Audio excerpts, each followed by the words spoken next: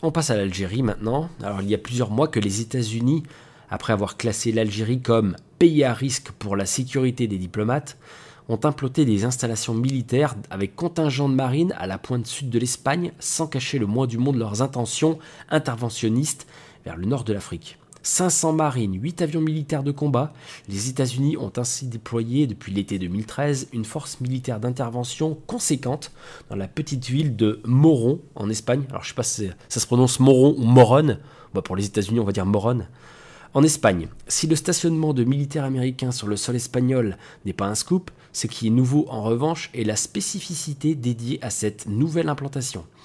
L'aveu du gouvernement espagnol à ce sujet est d'ailleurs de taille: permettre à l'armée américaine d'intervenir dans le nord de l'Afrique en cas de trouble majeur. Aujourd'hui, alors que les États-Unis viennent de faire une demande officielle au gouvernement Rajoy d'augmenter de moitié le contingent des marines déjà en place, appelé Force de riposte pour la crise en Afrique, on apprend par le quotidien espagnol El País que sont prévus d'importants mouvements de la marine militaire US sur les côtes espagnoles. Le 11 février dernier, le destroyer américain USS Donald Cook est arrivé avec 338 membres d'équipage à la base navale de Cadix. Un second navire USS Ross arrivera en juin et 2 autres, USS Porter et USS Carney, en 2015. Au total, ce seront 1100 marines avec leurs familles qui s'installeront sur la base de Cadix.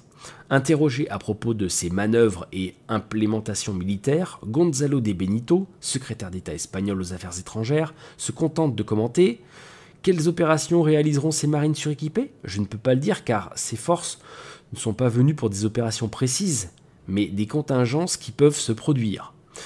Que ce soit en Italie, en Espagne, au Nord Mali ou au Niger, qu'elles soient françaises ou américaines, force est de constater que les implantations militaires se multiplient dans la région proche Maghreb.